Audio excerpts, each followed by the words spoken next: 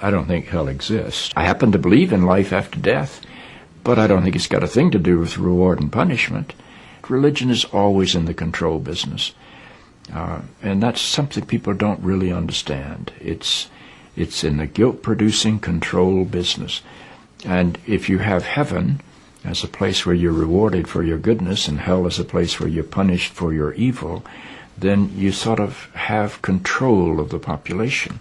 And so they create this fiery place, which has quite literally scared the hell out of a lot of people throughout Christian history. Mm. And it's part of a control tactic. But wait a minute, you're saying that hell, the idea of a place under the earth or somewhere where you're tormented for an eternity, is actually an invention of the church? I think the church fired its furnaces hotter than anybody else.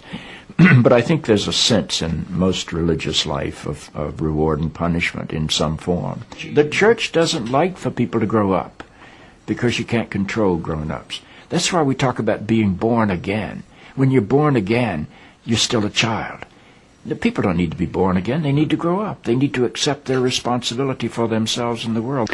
What do you make of the theology, which is quite prominent these days in America, which is that there is one guaranteed way not to go to hell, and that is to accept Jesus as your personal Savior? Yeah, I grew up in that tradition.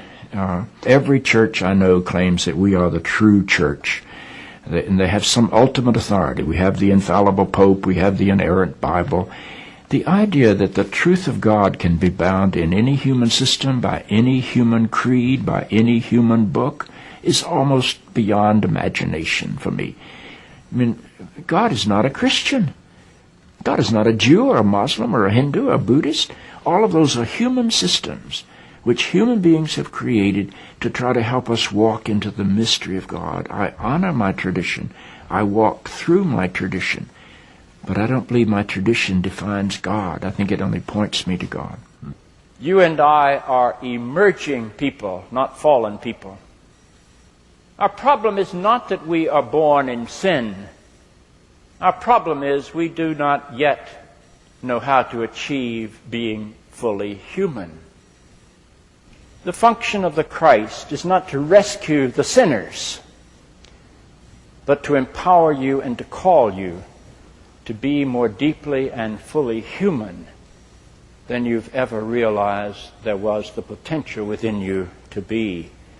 Maybe salvation needs to be conveyed in terms of enhancing your humanity rather than rescuing you from it.